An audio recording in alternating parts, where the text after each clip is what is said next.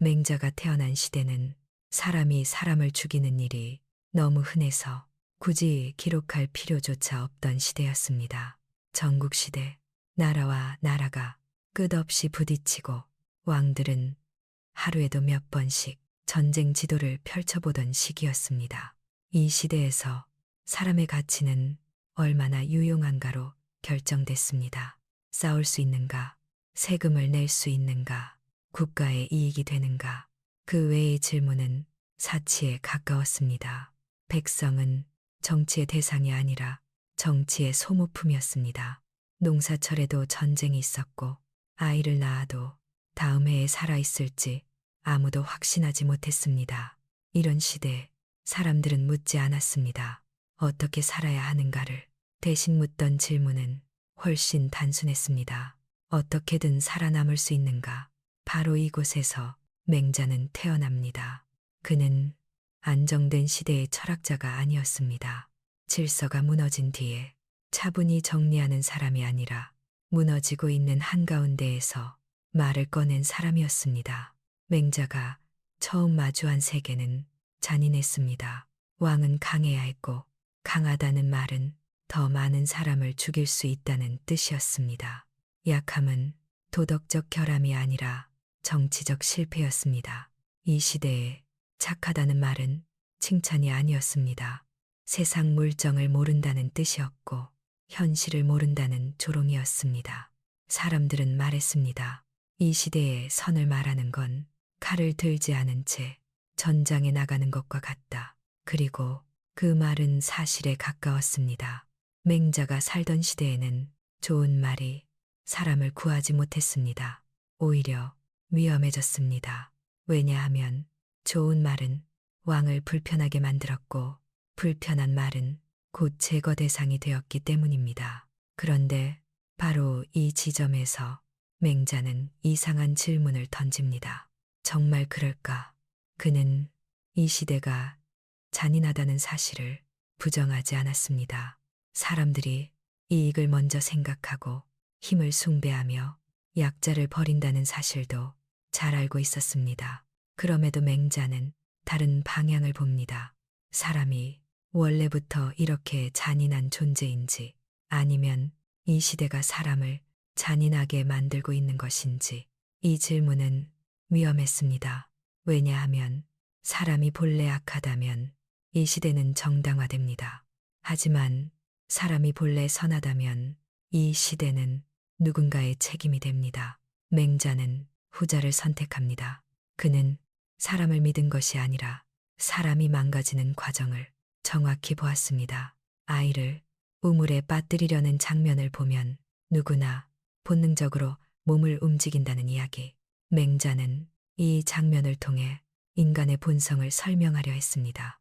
중요한 건 그 다음입니다. 그 본능은 가르쳐서 생긴 것이 아니고 보상을 기대해서 생긴 것도 아니었습니다. 그냥 나옵니다. 맹자가 말한 선함은 고귀한 이상이 아니었습니다. 너무 작아서 정치의 언어로는 포착되지 않던 감각. 하지만 바로 그 감각이 사라질 때 정치는 사람을 죽이기 시작한다고 그는 보았습니다. 그래서 맹자는 이 시대의 기준을 의심하기 시작합니다.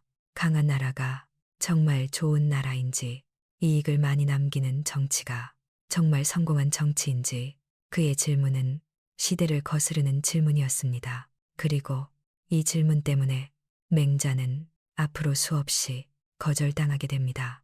하지만 아직 이 장면에서는 그 결과를 말하지 않습니다. 지금 중요한 건 단 하나입니다. 맹자는 가장 잔인한 시대에서 가장 불리한 질문을 선택했다는 사실. 그는 이길 수 있는 말을 고르지 않았습니다. 살아남기 쉬운 말을 택하지도 않았습니다.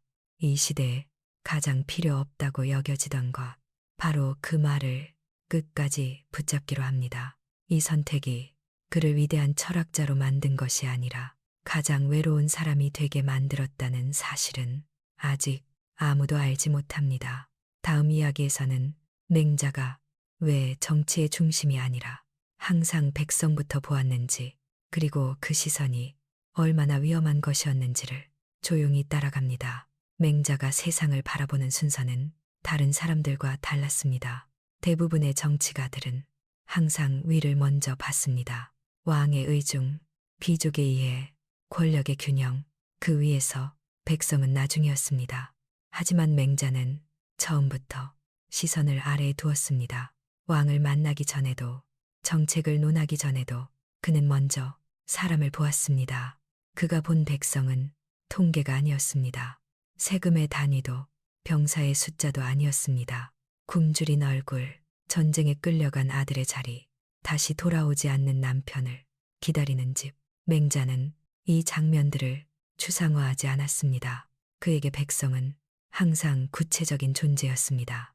그래서 맹자는 정치의 질문을 다르게 던졌습니다. 어떻게 나라를 강하게 만들 것인가가 아니라 이 나라에서 사람들이 살 수 있는가?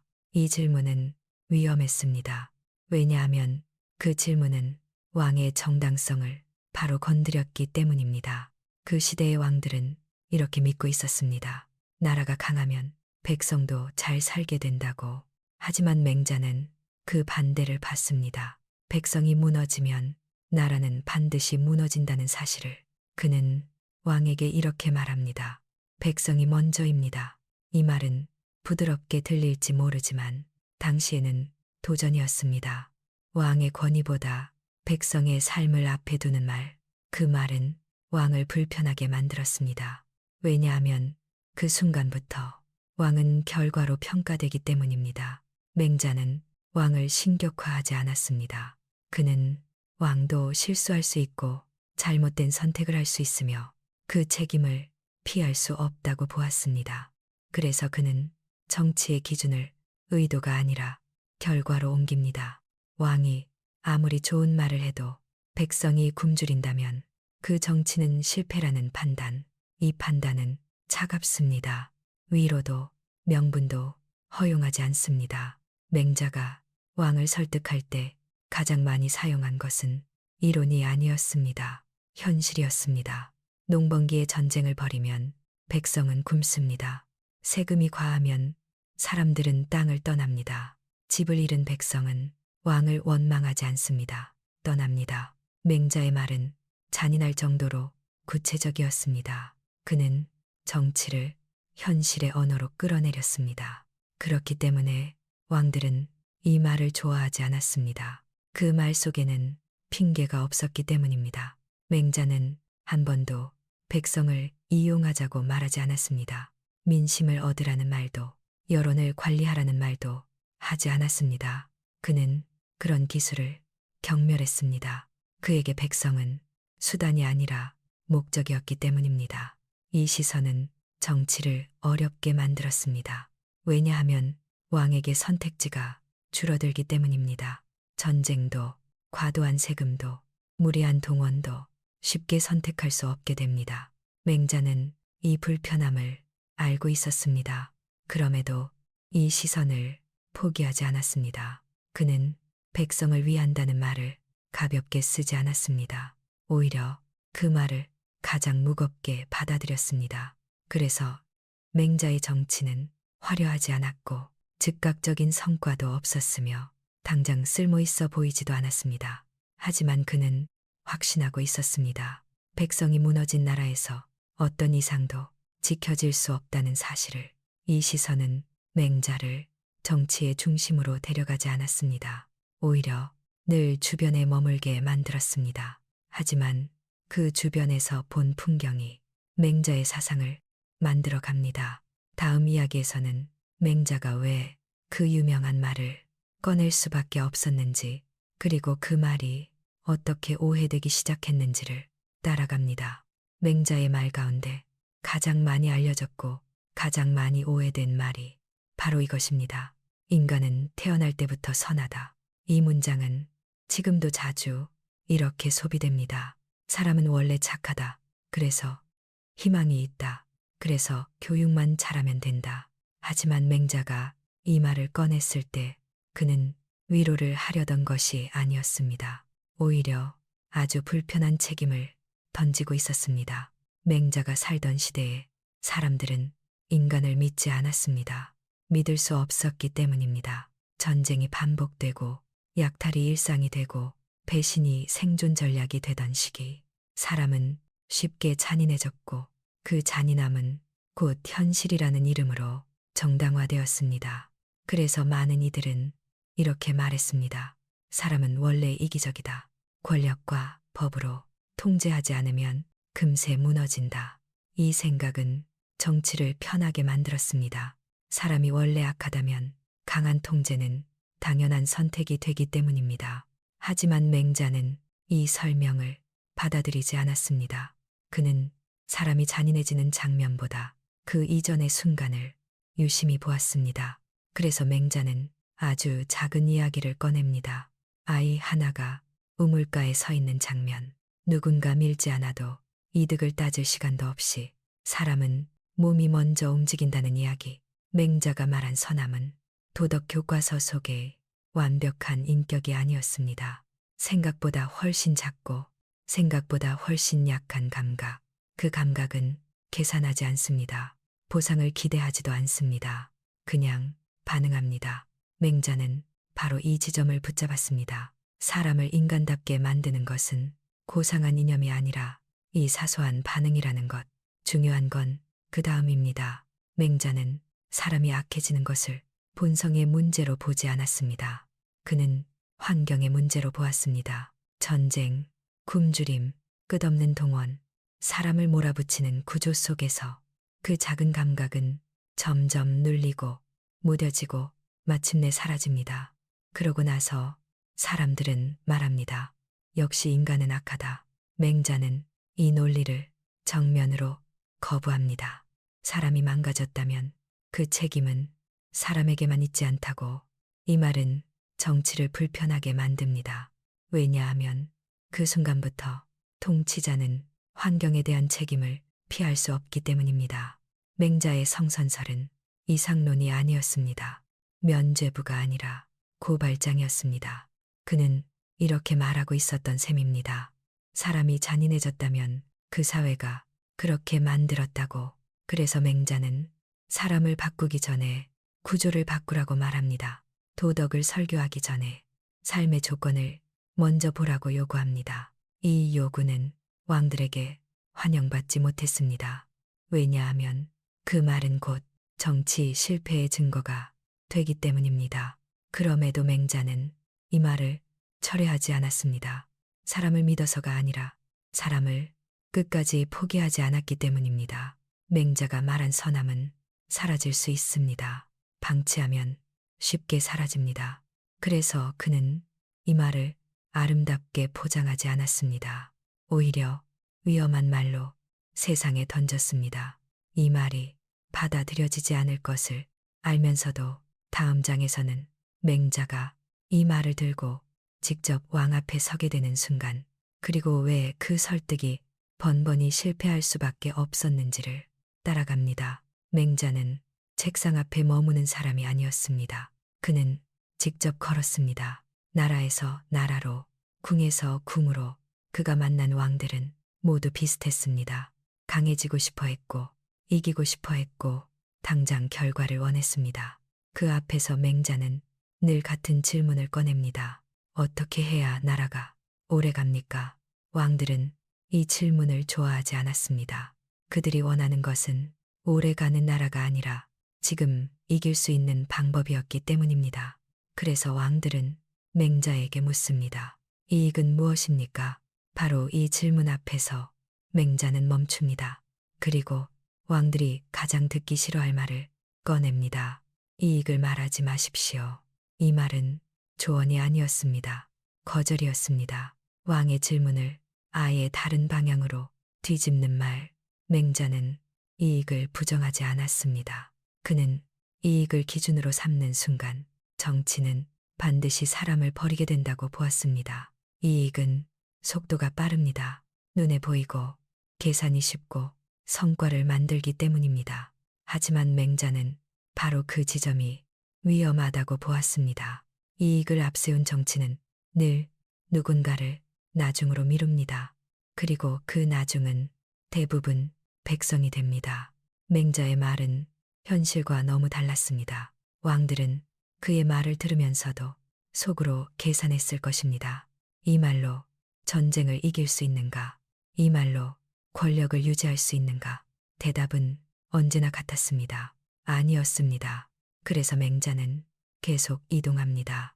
한 나라에서 거절당하면 다음 나라로, 한 궁에서 웃음으로 넘겨지면 다른 궁으로 그의 발걸음은 점점 길어졌고 설득은 점점 짧아졌습니다. 왕들은 그를 존중했습니다. 하지만 채택하지는 않았습니다. 맹자는 이 차이를 정확히 알고 있었습니다. 존중은 아무것도 바꾸지 않습니다.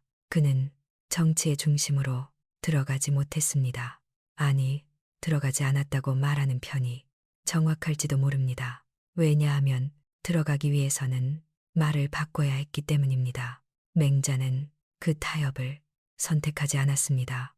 그는 말을 부드럽게 만들지 않았고 조건을 붙이지도 않았습니다. 그래서 그의 말은 늘 너무 직선적이었고 늘 너무 늦었습니다. 하지만 맹자는 이 실패를 실패로 기록하지 않았습니다. 그는 왕을 설득하지 못했지만 자신의 기준은 버리지 않았습니다. 이 장면에서 중요한 것은 그가 얼마나 설득에 실패했는지가 아니라 그가 왜 실패할 수밖에 없었는지입니다. 맹자의 말은 정치 기술이 아니었습니다. 정치의 기준이었기 때문입니다. 기술은 상황에 따라 바뀌지만 기준은 사람을 고립시킵니다. 맹자는 그 고립을 선택했습니다. 다음 이야기에서는 맹자가 왜 끝까지 이익을 말하지 않았는지 그리고 그 선택이 어떤 고립을 불러왔는지를 더 깊이 따라갑니다. 왕들은 맹자를 만날 때마다 같은 질문을 던졌습니다. 그래서 우리에게 남는 게 무엇입니까? 그 질문은 정치에서는 너무도 자연스러운 질문이었습니다. 이익, 성과, 결과. 하지만 맹자는 그 질문 앞에서 늘 같은 방식으로 선을 그었습니다. 이익을 말하지 마십시오. 이 말은 도덕적 훈계가 아니었습니다. 그는 왕을 꾸짖고 싶었던 것이 아니라 대화를 아예 다른 자리로 옮기고 있었습니다. 맹자는 이익이라는 단어가 정치의 중심에 놓이는 순간을 경계했습니다. 이익은 중립적인 말처럼 보이지만 사실은 아주 빠르게 방향을 정합니다. 누구의 이익인가? 언제의 이익인가? 얼마만큼의 이익인가? 이 질문들이 등장하는 순간 정치는 사람을 숫자로 바꾸기 시작합니다. 맹자는 그 과정을 너무 많이 보았습니다. 이익을 위해 농번기에 전쟁이 벌어지고 이익을 위해 세금이 늘어나고 이익을 위해 백성의 고통은 어쩔 수 없는 비용이 됩니다. 왕들은 말합니다. 지금만 참으면 된다. 조금만 희생하면 된다. 하지만 맹자는 그 조금이 늘 같은 사람에게서 나온다는 사실을 알고 있었습니다. 그래서 그는 이익을 논의의 출발점으로 허락하지 않았습니다. 이 선택은 정치를 어렵게 만듭니다. 이익을 말하지 않으면 속도도 느려지고 결과도 늦어지고 설명도 복잡해집니다. 왕들은 이 답답함을 견디지 못했습니다. 맹자의 말은 틀리지 않았지만 쓸모없다고 여겨졌습니다. 왜냐하면 그 말은 당장의 승리를 보장하지 않았기 때문입니다. 이익을 말하지 않는 정치, 그건 패배를 각오한 정치처럼 보였습니다. 맹자는 그 오해를 굳이 풀지 않았습니다. 그는 정치가 이기기 위한 기술이 아니라 무너지지 않기 위한 기준이라고 생각했기 때문입니다. 그래서 맹자는 계속해서 거절당합니다. 왕들은 그의 말을 듣고는 고개를 끄덕입니다. 그리고 다시 전쟁 준비를 합니다. 이 장면은 맹자의 패배처럼 보입니다. 하지만 이 장면에서 중요한 것은 그가 무엇을 얻지 못했는지가 아니라 무엇을 끝내 팔지 않았는가입니다. 맹자는 이익을 대가로 기준을 팔지 않았습니다. 그 선택은 그를 정치의 중심에서 멀어지게 만들었고 동시에 혼자로 만들었습니다. 이제부터 맹자의 말은 점점 더 위험해집니다. 다음 장에서는 그가 왜 전쟁 앞에서조차 타협하지 않았는지 그리고 그 말이 얼마나 직접적으로 권력을 건드렸는지를 따라갑니다.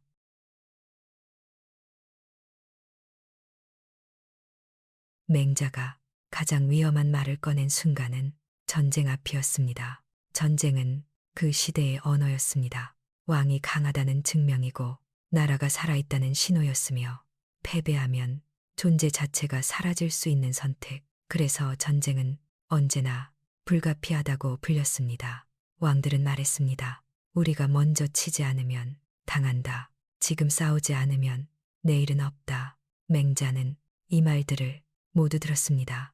그리고 그 말들이 어디서 끝나는지도 알고 있었습니다. 전쟁은 늘 같은 방식으로 끝났습니다. 살아남은 자는 영웅이 되고 죽은 자는 기록에서 사라집니다. 맹자는 그 사라지는 쪽을 보았습니다. 그는 전쟁을 숫자로 보지 않았습니다. 병력의 규모, 전과의 크기, 점령한 땅의 넓이. 그에게 전쟁은 늘 집으로 돌아오지 못한 사람의 수였습니다. 그래서 맹자는 왕에게 이렇게 말합니다. 전쟁은 백성을 먼저 죽입니다. 이 말은 비유가 아니었습니다.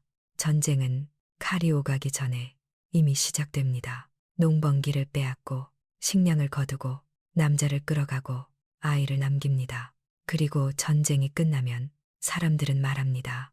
그래도 이겼다. 맹자는 이 말 앞에서 멈추지 않았습니다. 그는 한 발 더 들어갑니다. 이긴 전쟁이란 무엇입니까? 왕들은 승리를 말했지만 맹자는 그 승리 뒤에 남은 것을 보았습니다. 그래서 그는 유명한 이야기를 꺼냅니다. 50보 도망친 병사와 100보 도망친 병사. 둘 중 누가 더 나은가? 이 질문은 왕을 불편하게 만들었습니다. 왜냐하면 그 질문은 덜 나쁜 전쟁이라는 가싸요. 개념 자체를 부정했기 때문입니다. 맹자에게 덜 잔인한 전쟁은 존재하지 않았습니다. 전쟁은 항상 사람을 망가뜨립니다. 속도의 차이만 있을 뿐입니다. 이 말은 정치적 자살에 가까웠습니다. 전쟁을 멈추라는 말은 그 시대의 항복을 뜻했기 때문입니다. 왕들은 맹자의 말을 들으며 고개를 끄덕였을지도 모릅니다. 하지만 그 다음에 했던 생각은 비슷했을 것입니다. 지금은 아니다. 맹자는 이 지금은 아니다라는 말이 얼마나 많은 사람을 죽였는지 알고 있었습니다. 그래서 그는 물러서지 않았습니다. 전쟁이 필요하다는 말 앞에서 그는 필요 없다는 말을 계속 반복했습니다. 이 반복은 그를 점점 위험한 사람으로 만들었습니다. 왜냐하면 전쟁을 정당화하지 않는 사람은 권력에게 항상 불편한 존재이기 때문입니다. 맹자는 전쟁을 반대함으로써 왕의 선택을 직접적으로 부정했습니다. 그 결과 그는 정치의 바깥으로 더 밀려납니다. 하지만 이 장면에서 중요한 것은 그가 얼마나 고립되었는지가 아니라 그가 무엇을 끝내 인정하지 않았는가입니다. 맹자는 전쟁을 필요악으로 인정하지 않았습니다. 그 선택은 현실을 모르는 이상처럼 보였을지 모릅니다. 하지만 그 이상은 사람을 살리는 쪽에 서 있었습니다. 다음 이야기에서는 맹자가 왜 정치가 칼보다 더 잔인해질 수 있다고 말했는지, 그리고 그 말이 권력을 어떻게 자극했는지를 따라갑니다.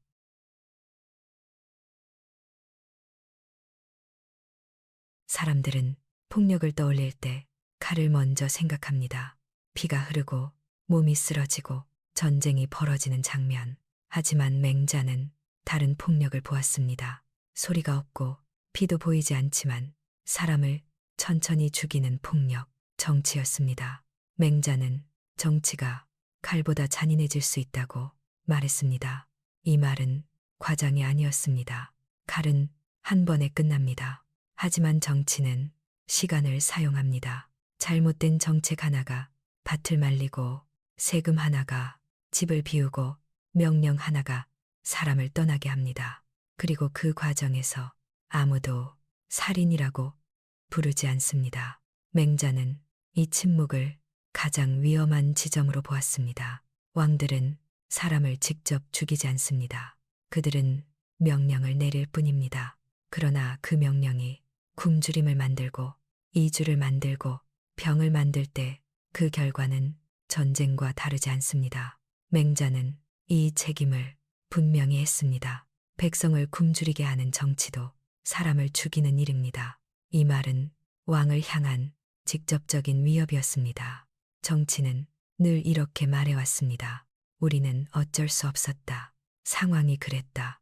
맹자는 이 변명을 허락하지 않았습니다. 그는 결과 앞에서 의도를 지웠습니다.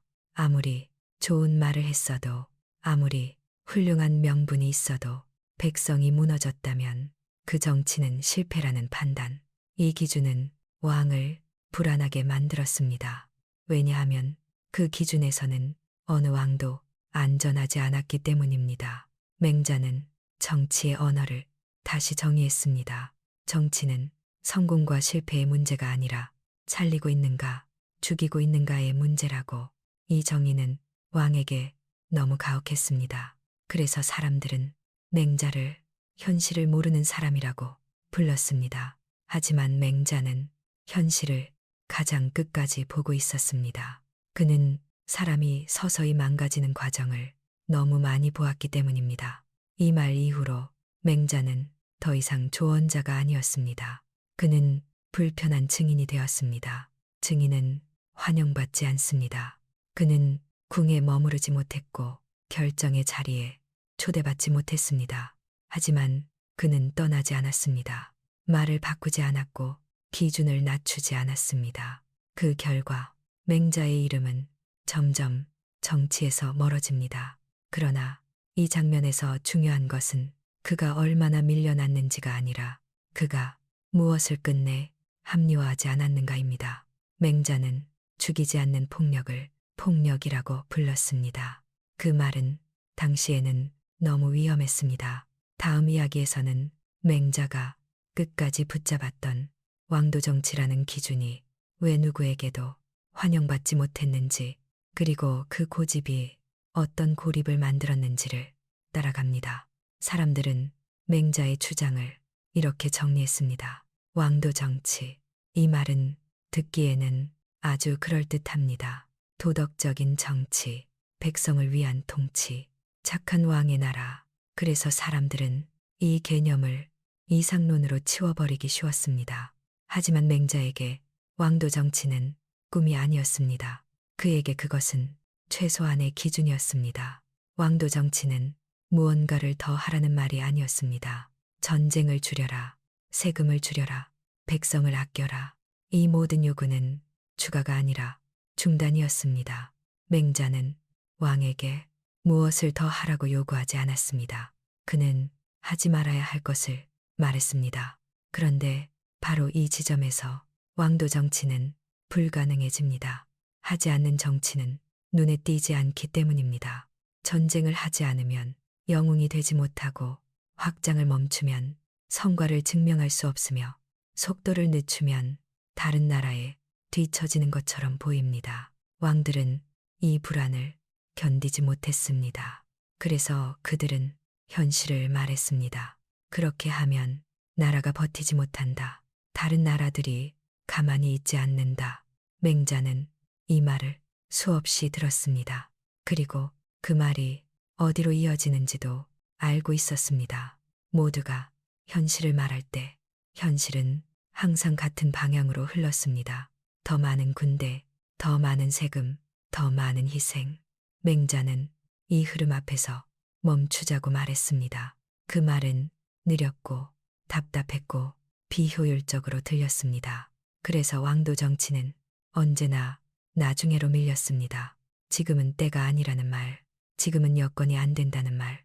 맹자는 이 말들이 얼마나 많은 기준을 사라지게 하는지 보고 있었습니다. 그래서 그는 양보하지 않았습니다. 왕도 정치는 상황이 좋아지면 꺼낼 카드가 아니라고, 상황이 나쁘기 때문에 붙잡아야 할 기준이라고.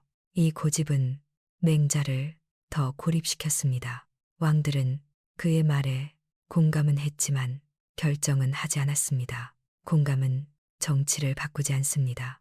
결국 맹자의 말은 좋은 이야기로만 남기 시작합니다. 듣기에는 좋지만 따르기에는 위험한 이야기. 이 순간부터 맹자의 위치는 분명해집니다.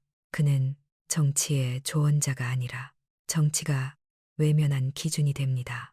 그리고 이 기준은 곧 다른 방식으로 왜곡되기 시작합니다. 다음 이야기에서는 맹자의 말이 현실에서 밀려난 뒤 어떻게 쓸모없는 말로 불리게 되었는지, 그리고 그 평가가 과연 맞았는지를 따라갑니다. 맹자의 말은 틀리지 않았습니다. 그걸 아는 사람은 많았습니다. 왕들도 알고 있었고, 신하들도 알고 있었고, 그의 말을 들은 사람들 역시 고개를 끄덕였습니다. 문제는 다음이었습니다. 그 말을 선택한 사람은 아무도 없었습니다. 맹자는 늘 이런 자리에 머물렀습니다. 말은 맞다. 생각은 훌륭하다. 하지만 지금은 어렵다. 이 문장은 그의 삶을 요약하는 문장이었습니다. 사람들은 맹자의 말이 현실적이지 않다고 말했습니다. 전쟁을 멈추라는 말, 이익을 미루라는 말, 속도를 줄이라는 말, 그 모든 것은 당장 손해처럼 보였습니다. 그래서 맹자는 계속해서 뒤로 밀려났습니다. 정치의 중심에서, 결정의 자리에서, 권력의 주변부에서조차 그는 한 번도 결정권을 가져본 적이 없습니다. 그럼에도 맹자는 말을 거두지 않았습니다. 보통 사람들은 이쯤에서 말을 바꿉니다. 조금 완화하고, 조금 타협하고, 조금 포장합니다. 그래야 자리에 남을 수 있기 때문입니다. 하지만 맹자는 그 선택을 하지 않았습니다. 그는 현실을 몰라서가 아니라 현실이 그를 그렇게 만들고 있었기 때문입니다. 맹자의 말은 정치에 너무 불편했습니다. 그 말은 왕을 영웅으로 만들지도 않았고 승리를 약속하지도 않았으며 지금 당장 칭찬받을 성과를 주지도 않았습니다. 그 대신 책임을 요구했습니다. 그 책임은 너무 무거웠습니다. 그래서 사람들은 맹자를 이렇게 부르기 시작합니다. 좋은 말만 하는 사람, 현실과는 거리가 먼 사람, 쓸모없는 이상주의자. 이 평가는 맹자에게 익숙해졌습니다. 그는 자신이 환영받지 못한다는 사실을 알고 있었습니다. 그래서 그는 자리를 떠납니다. 더 이상 설득의 자리를 찾지 않습니다. 이 장면은 패배처럼 보입니다. 하지만 여기서 중요한 질문은 이것입니다. 누가 패배한 것일까? 맹자가 떠난 뒤에도 정치는 계속되었습니다.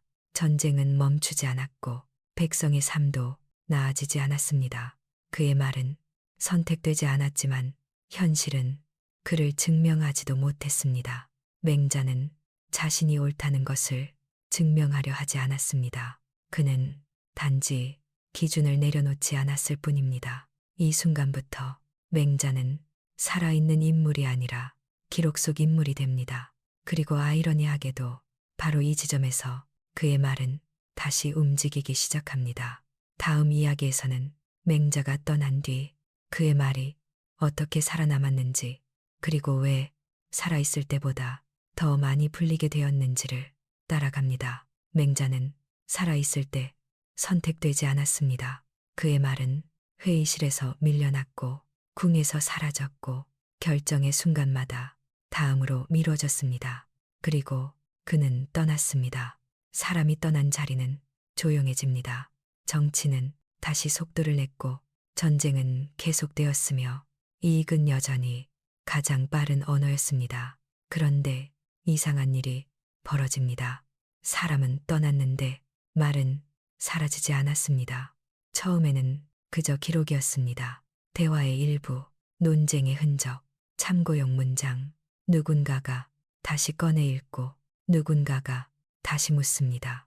이 말은 왜 선택되지 않았을까? 맹자의 말은 승리의 기록이 아니었습니다. 그래서 오히려 지워지지 않았습니다. 패배한 말은 기록 속에 남고 승리한 말은 당시의 상황과 함께 사라지기 때문입니다. 시간이 흐르면서 사람들은 맹자의 말을 다시 불러냅니다.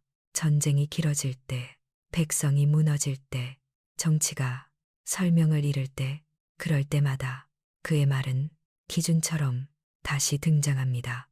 살아있을 때 불편했던 말은 시간이 지나자 질문으로 바뀝니다. 다른 선택은 없었을까? 이 질문은 그를 위대한 인물로 만들려는 시도가 아니었습니다. 그의 말이 현실에서 작동하지 않았다는 사실은 이미 모두 알고 있었기 때문입니다. 그럼에도 사람들은 그 말을 다시 붙잡습니다. 왜냐하면 현실이 계속 같은 방식으로 실패하고 있었기 때문입니다. 맹자의 말은 정답이 아니었습니다. 하지만 기준이 사라진 시대에 사람들은 기준의 흔적을 찾기 시작합니다. 그 흔적이 바로 맹자였습니다. 아이러니하게도 그의 말은 그가 떠난 뒤에야 움직이기 시작합니다. 정치의 언어로는 늦었지만 사람의 언어로는 늦지 않았습니다. 이 장면에서 중요한 것은 그가 사후에 유명해졌다는 사실이 아닙니다. 그의 말이 왜 계속 호출되는가입니다. 다음 이야기에서는 맹자의 말이 혼란의 시대마다 다시 등장하는 이유, 그리고 그 말이 지금까지도 불러내어지는 이유를 따라갑니다.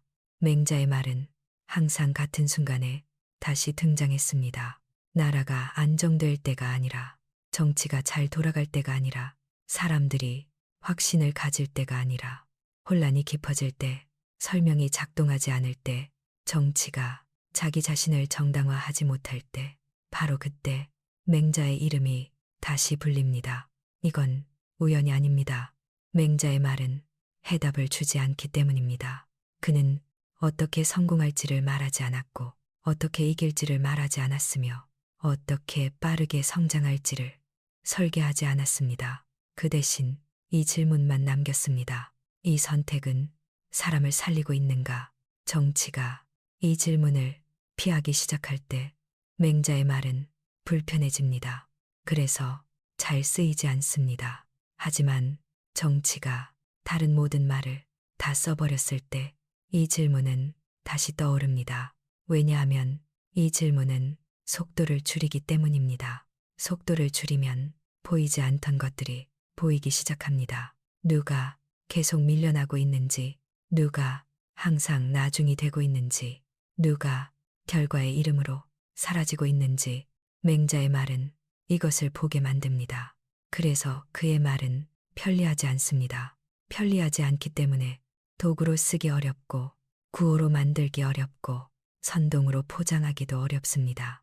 이 불편함 때문에 맹자의 말은 자주 밀려났고 자주 잊혔습니다. 그럼에도 완전히 사라지지는 않았습니다. 왜냐하면 그 말은 누군가를 설득하기 위한 말이 아니라 스스로를 의심하게 만드는 말이었기 때문입니다. 맹자의 말은 사람을 움직이기보다 사람을 멈추게 합니다. 그리고 멈춘 자리에서 사람들은 같은 장면을 보게 됩니다. 우리는 누구를 기준으로 결정하고 있는가? 이 질문은 시대가 바뀌어도 사라지지 않습니다.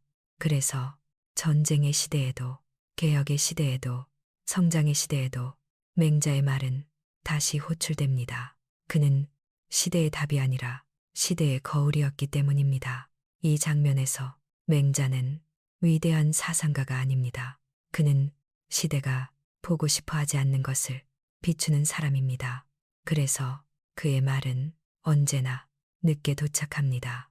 그러나 도착하지 않는 적은 없었습니다. 다음 이야기에서는 이 말이 어떻게 제도 속으로 들어가며 다시 한번 본래의 날카로움을 잃게 되는지를 따라갑니다. 맹자의 말은 사라지지 않았습니다. 오히려 살아있을 때보다 더 자주 불리게 됩니다. 하지만 그 방식은 조금 달라졌습니다. 그의 말은 이제 더 이상 현장에서 던져지는 질문이 아니라 정리된 문장이 됩니다. 사람들은 맹자의 말을 모아놓고 분류하고 정리합니다. 성선설, 왕도정치, 인해, 이 단어들은 맹자의 말에서 떼어져 나와 개념이 됩니다. 개념이 되는 순간 말은 안전해집니다. 더 이상 누군가를 불편하게 만들지 않기 때문입니다. 맹자의 말은 이제 시험에 나올 수 있고 강의에서 설명될 수 있고 교과서에 실릴 수 있습니다. 하지만 바로 그 순간 그 말이 가졌던 긴장은 사라집니다. 맹자가 던졌던 질문은 이것이었습니다. 이 선택은 사람을 살리고 있는가? 그러나 교과서 속의 맹자는 이렇게 바뀝니다. 맹자는 이런 사상을 주장했다. 질문은 설명으로 바뀌고 기준은 지식이 됩니다. 지식은 외울 수 있지만 기준은 결단을 요구합니다. 사람들은 지식을 좋아합니다. 왜냐하면 지식은 나를 바꾸지 않아도 가질 수 있기 때문입니다. 반면 기준은 나를 불편하게 만듭니다. 그래서 맹자의 말은 점점 안전한 거리로 옮겨집니다. 왕을 불편하게 만들던 말은 학생을 평가하는 문제가 되고 정치를 멈추게 하던 기준은 해설이 붙은 문장이 됩니다. 이 과정에서 맹자는 다시 한번 길을 잃습니다. 이번에는 권력에게서가 아니라 정리와 존중 속에서. 그의 말은 보존되었지만 그가 서 있던 자리는 사라졌습니다. 그 자리는 원래 선택의 자리였습니다. 그런데 이제 그 자리는 설명의 자리가 됩니다. 이 변화는 조용하지만 치명적입니다. 왜냐하면 아무도 반대하지 않기 때문입니다. 맹자는 존경받고 인용되고 높이 평가됩니다. 그러나 그의 말은 더 이상 현실을 멈추게 하지 않습니다. 이 장면에서 중요한 것은 누가 맹자를 왜곡했는지가 아닙니다. 우리가 어떻게 불편한 말을 안전하게 만드는가입니다. 이제 남은 것은 마지막 하나의 질문입니다. 그렇다면 맹자는 정말 실패한 것일까요? 다음 이야기에서는 이 질문 앞에서 모든 평가를 내려놓고 한 인간으로서의 맹자를 다시 한번 정리합니다. 맹자는 성공한 사람이 아니었습니다. 그는 정치를 바꾸지 못했고 전쟁을 멈추게 하지도 못했으며 자신의 말을 현실에 안착시키지도 못했습니다. 그의 이름이 지금처럼 불리게 될 거라는 사실을 그는 알지 못했을 것입니다. 맹자는 미래를 설계하지 않았습니다. 그는 지금 여기에서 무엇을 버리지 않을 것인지만 고민했습니다. 왕이 받아들이지 않아도 사람들이 외면해도 시대가 조롱해도 그는 기준을 내려놓지 않았습니다. 그 기준은 거창하지 않았습니다. 사람이 사람으로 살 수 있는가? 이 질문은 그를 외롭게 만들었습니다. 이 질문은 그를 정치의 중심에서 멀어지게 만들었습니다. 그리고 이 질문은 그를 끝내 혼자로 남게 했습니다. 하지만 맹자는 그 결과를 후회하지 않았습니다. 왜냐하면 그가 버린 것은 자리였고 그가 지킨 것은 사람이었기 때문입니다. 맹자는 세상을 바꾸겠다고 말하지 않았습니다. 그는 세상이 바뀌지 않더라도 이 기준만은 남아 있어야 한다고 생각했습니다. 그래서 그는 끝까지 설명하지 않았고 설득하지 않았으며 포장하지 않았습니다. 그는 다만 같은 말을 같은 방식으로 반복했을 뿐입니다. 사람을 살리는 선택인가? 이 질문은 빠르지 않습니다. 이 질문은 효율적이지도 않습니다. 하지만 이 질문이 사라지는 순간 정치는 사람을 잃기 시작합니다. 맹자는 그걸 끝까지 보았습니다. 그래서 그는 떠났습니다. 조용히 아무것도 남기지 않은 것처럼. 하지만 아무것도 남기지 않았기 때문에 이 질문은 사라지지 않았습니다. 지금도 누군가는 같은 자리에 서 있습니다. 선택 앞에서, 성과 앞에서, 속도 앞에서 그 순간 맹자의 말은 다시 떠오릅니다. 이 선택은 사람을 살리고 있는가? 이 질문에 답하지 않아도 됩니다. 다만 지우지 않을 수는 없습니다. 맹자는 위대한 철학자가 되려 하지 않았습니다.